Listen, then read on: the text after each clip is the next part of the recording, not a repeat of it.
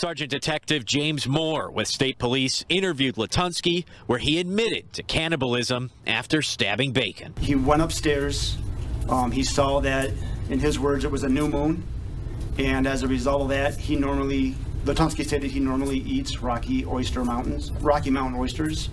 And instead of using the oysters that he had in his freezer, he decided to use the testicles of Kevin Bacon. Latunski even took a photo. It was submitted to evidence. A forensic analyst found Bacon's DNA in the skillet and Latunski's on the handle. Gather round, all you seekers of the night. Welcome to Patrick's Dark Corner. Hello everyone, today I will be telling you the story of Kevin Bacon. That's what we're doing.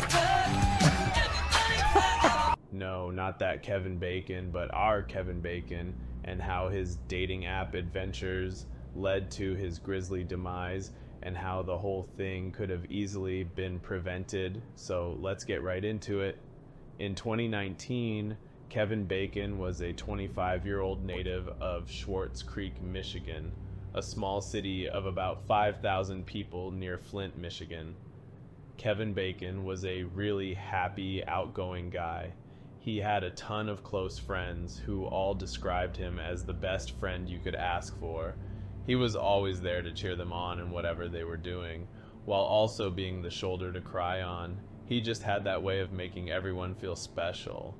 Kevin was also really close to his family, and he worked as a hairdresser at this hair salon called Uniquely You in Swartz Creek. Hair was Kevin's biggest passion, and it had been ever since he was a little boy. Try to French braid his mom's hair and other family members' hair. Oh yeah, he loves hair. Kevin had 3 cats and a dog. He was a Swiftie. He liked Trixie and Katya, and he just had a really happy life. In 2019, though, Kevin was a little tired of living in a small city like Swartz Creek, especially because he was a little flamboyant and he sometimes carried purses. So it probably wasn't the easiest place for him. So he was saving up his money and dreaming of moving to Chicago. No one's perfect though, and Kevin struggled with depression and body dysmorphia, and he even attempted to take his own life in 2018. One of the ways Kevin dealt with his depression was by meeting guys on dating apps like Tinder. Like everyone, Kevin eventually wanted to find that special someone, but he was young. He just wanted to have fun and meet people. And since there wasn't really a gay scene in Swartz Creek, Kevin really depended on these apps. Unfortunately, the guys Kevin met on these apps were not exactly the best to him. However, none of them compared to the evil that Kevin would meet with on Christmas Eve of 2019. That day, Kevin worked at the hair salon, and once his shift was over, he cut his mom's and his sister's hair for Christmas. That night, Kevin's family was actually going to have a Christmas Eve dinner, but someone Kevin didn't want to see was going to be there, so he decided to make other plans. At 5:20 that evening, Kevin went to meet a man he had just started talking to earlier in the day on the gay hookup app Grindr. He texted a friend that he was really excited about this hookup, and he told his roommate that he wouldn't be home till much later, and if his mom called, to just tell her he was sleeping. About an hour after Kevin left, his phone was turned off, which was unusual for him, especially since he was, meeting a stranger from the internet. But he told his roommate that he wouldn't be home till later, so no one was really too concerned at that point. Anyway, it was when he didn't show up to his family's the next day for Christmas that they knew something was wrong, and they reported him missing on Christmas. The search for Kevin Bacon began the next day. So on the 27th, cops pinned Kevin's cell phone to his car, which was abandoned in a Dollar Tree parking lot off Miller Road, so still in the Swartz Creek area. In Kevin's car were his wallet, his phone, the clothes he left in, his cash, basically anything he would need. Since Kevin's phone was unlocked, police were able to go through his messages and find the man that Kevin went to meet on Christmas Eve. It was 52-year-old Mark Latunski, and police were quite familiar with old Mark. About 2 months before Kevin went missing, on October 10th, 46-year-old James Carlson called 911. Hey, Wesley, 911, where's your emergency? This is going to sound insane. I'm here in Detroit. I'm from New York, and I met this guy at the bus station who won't take me a ride, and I'm not even sure where I am. or I broke out of this basement and I need a ride. Okay. I'm in trouble. I'm in trouble. I can't find my way back to his place if I wanted to. I don't know if you can take my signal. I'm Sandy York. I'm walking down the street with a picture knife, sweetheart. I need help. Okay, I'm going to get you help. Are you walking down the street right now? Yes, ma'am, I am. I'm passing a barn. It's all beautiful here. I can't believe I don't know where I am. I don't know. Like, I never ever had anything like this happen. I don't know whether he drugged me. I don't know. I woke up in the basement, okay? Chained in the basement with a leather thing around my ankle, and I cut it with the butcher knife that I have in my freaking hand, excuse my French. Okay. Do you have anything on you right now? I have my phone. I'm sorry, what? Are you carrying anything? Butcher knife. Until I see a police officer, when I see a police officer, I will throw it. Until then, I don't trust that he's not walking up because I got lost, and I don't even know if I'm headed towards his house or not. That's why I'm dialing 911. But I'm lost, so I don't even know if I'm headed back towards his house. He just woke up in a basement. He was chained to something, so he cut the chain off. I cut the leather strap that had the chain. He's not sure where he's at. I just want to get out of here, and I want to go home. I don't even care about the legal case I was here for. I'm sorry I can't help them. I want to go home. Okay, all right. And listen, I've got help on the way. What were you here for? I'm a volunteer court advocate. I came here to help on the CSC meeting. And I was supposed to be meeting them at the bus station. I met this guy. I'm by. He was cute. He hit on me. I don't know. We went out to the car. We talked. We went to the store. I had a soda. I woke up in the basement. Okay. He obviously drugged me. Okay, when I get a trooper close to you, I'm going to need you to put that butcher knife down, though. Oh, that's not an issue, sweetie. We'll go flying into the woods. Okay. Your officer is in no danger. I've been a public You don't need to throw it in the woods, but I just don't want it on you. Is there anything else on you at all? Just, I don't even know if I have my cigarettes.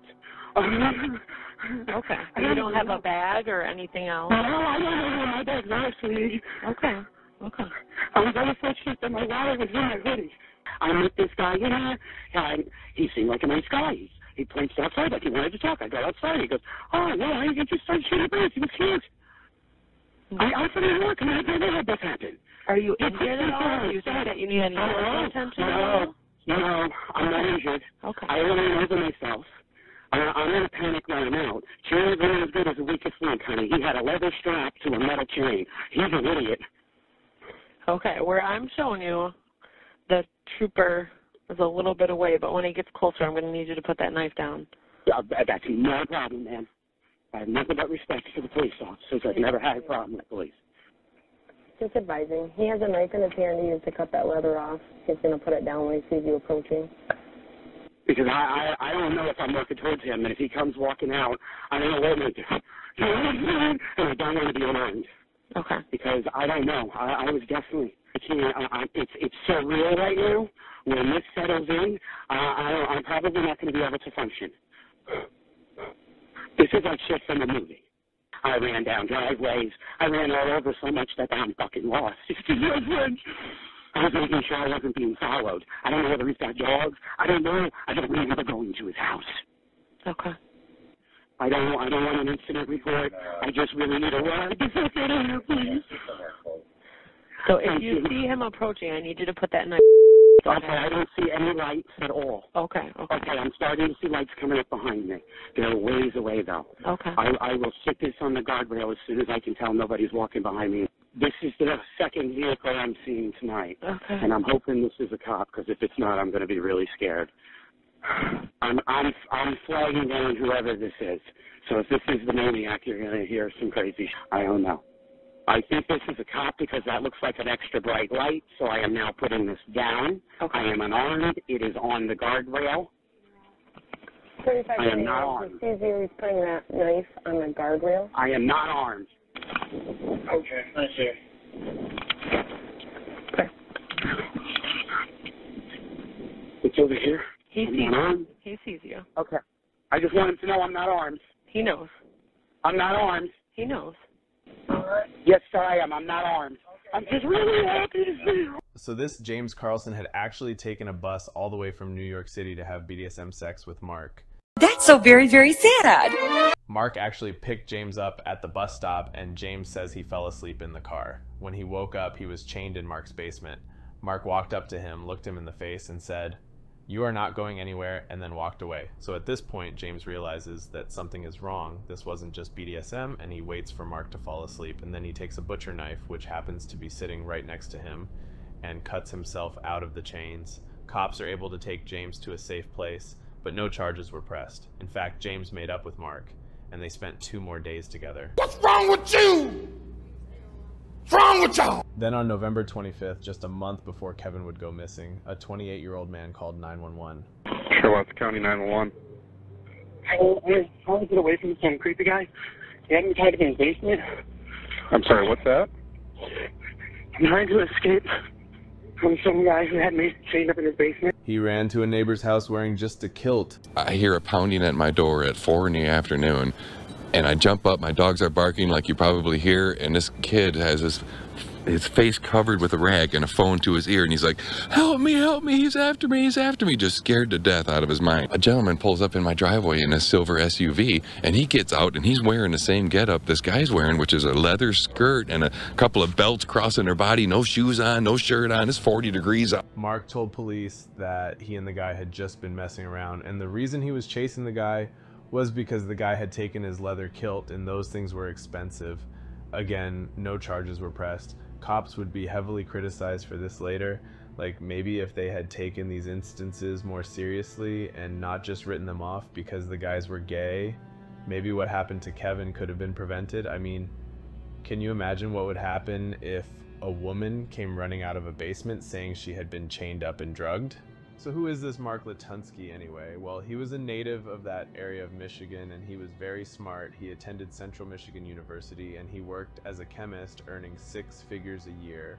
Although very smart, Mark was very mentally unbalanced. He had severe depression with psychotic features, adjustment disorder with depression, and anxiety with paranoid schizophrenia. He had been hospitalized in mental institutions 5 different times. In 2001, he married this woman named Emily, and they had 4 children together before divorcing in 2013.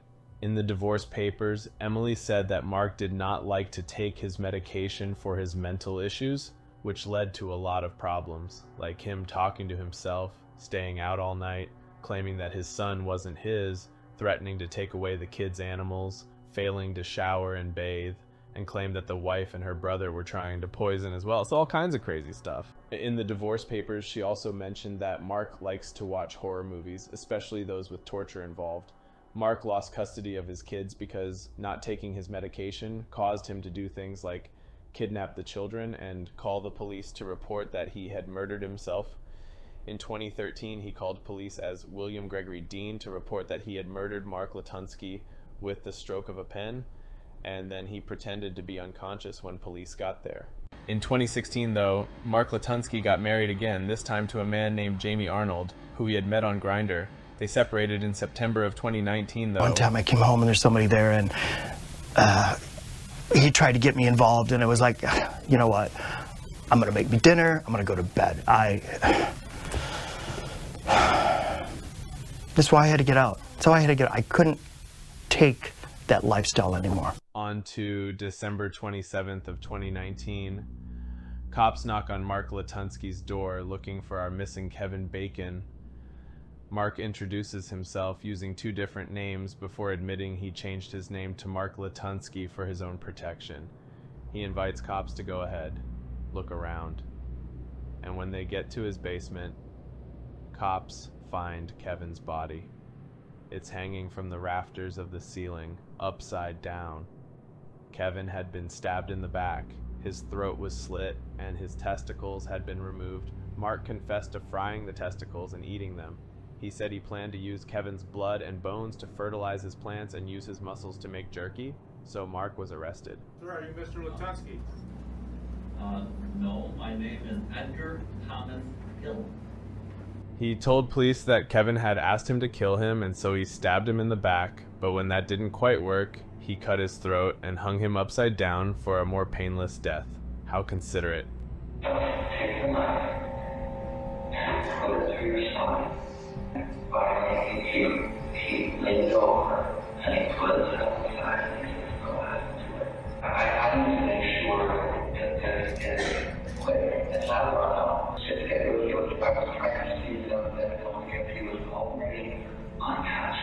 Attorney Doug Corrin from the Public Defender's Office told Fox 2 that this is not a murder case, and he requested that the court add a count of assisted suicide. However, the court declined. Toxicology reports showed an antidepressant in Bacon's bloodstream. Latunski's public defender Douglas Corwin says Latunski was assisting Bacon in committing suicide. There was evidence, which court said wasn't relevant, but there was also evidence on the record of duloxetine, what is an antidepressant. Latunski told Detective Moore a similar story. However, text messages between the two show Kevin Bacon wanted Latunski to keep him safe after their hookup. Kevin Bacon agrees to meet up with Mark Latunski, but expresses concerns that after the sexual interaction that he will be safe at all times. Mark said that Kevin had willingly sacrificed himself to him on the new moon.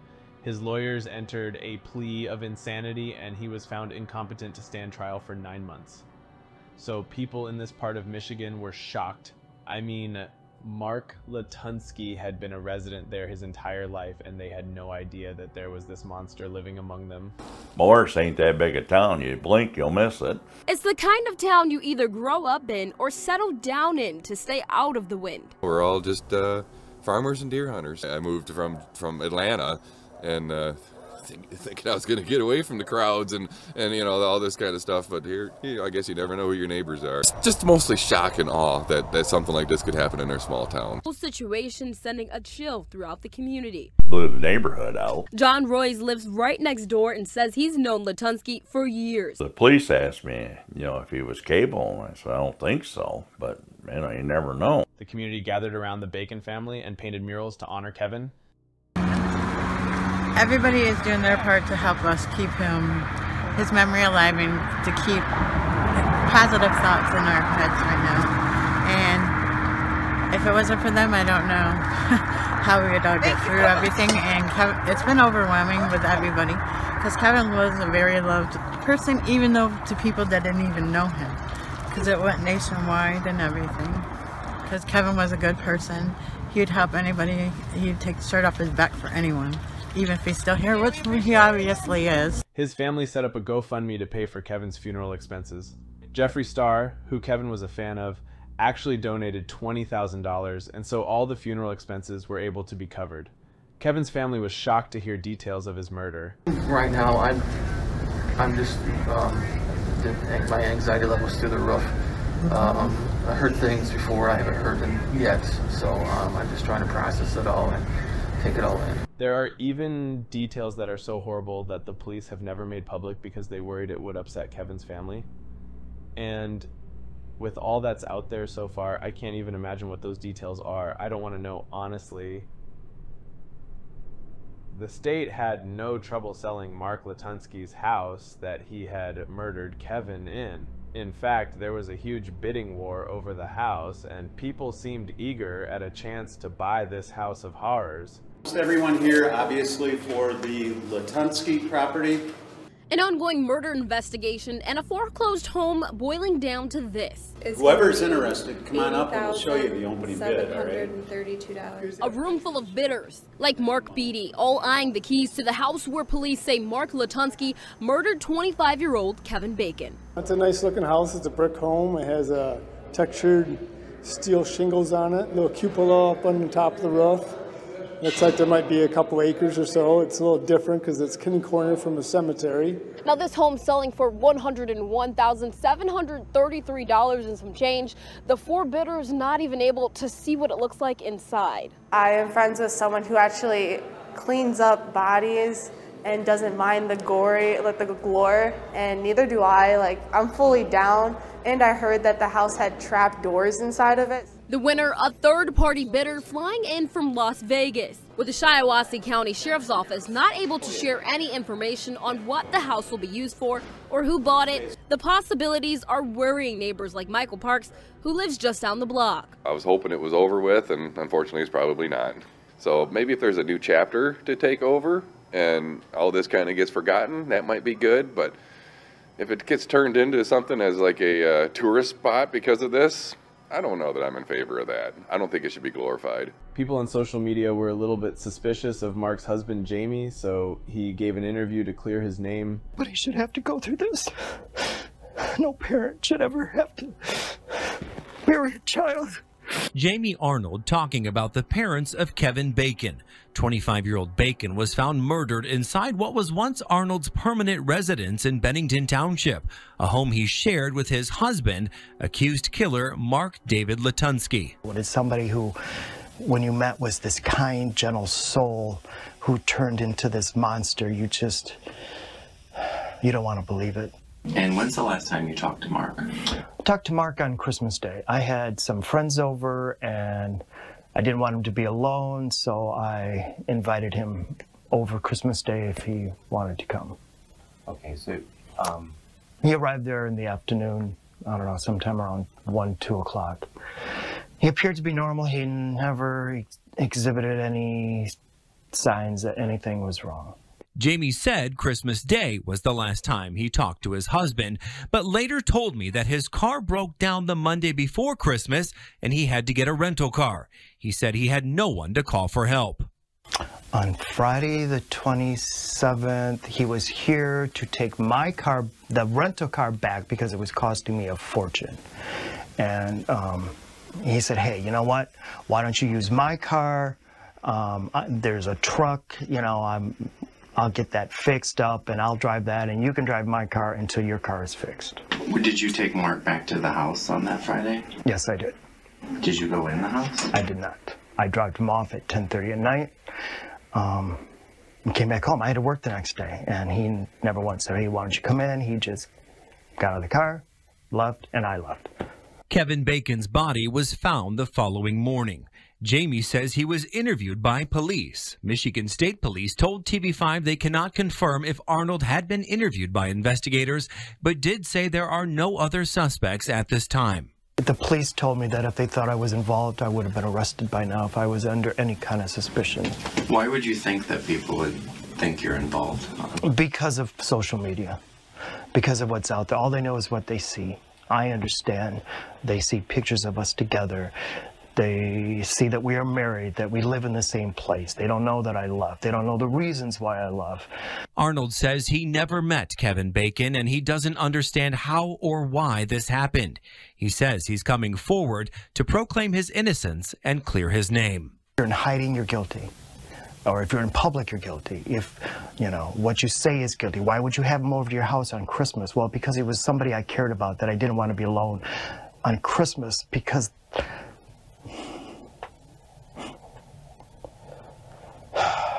how do you stop loving somebody? How do I love him now? The person he was 5 years ago, this person, no. Amy, do you think that it's possible that Mark has murdered before? Given the evidence at hand, I think it could very well be possible. Then in September of 2022, Mark Latunski changed his mind and pled guilty to everything against the advice of his lawyers. Did you use a knife to stab Mr. Bacon? Yes, I did. Did you know that stabbing Mr. Bacon with a knife would most certainly create a very high risk of death or grave bodily harm to Mr. Bacon? Yes, I did. After Mr. Bacon was dead, did you remove part of his body, specifically his testicles? Yes, I did. Did you move those testicles to the kitchen? Yes, I did. The court finds that this is a crime of cold calculation. Kevin Bacon's death was Mark Latunski's design. The court finds the defendant guilty of first-degree premeditated murder. He selected the knife because the sword wasn't sharp enough. Latunski pled guilty last month, waiving his right to a jury trial, a move his attorney disagrees with. And no, I do not wish he had entered a guilty plea. I think that we would have been successful at trial, but we certainly have to accommodate his wishes and respect those. So yeah, that is the story of Kevin Bacon and Mark Latunski. I definitely get serial killer vibes from this guy. I wouldn't be surprised if there were more victims, like dead ones. But yeah, I will see you very soon for another video. Bye! In the darkness, where secrets hide, there's a corner where the truth resides. Gather round, all you seekers of the night. Welcome to Patrick's Dark Corner, where things come to light. Patrick's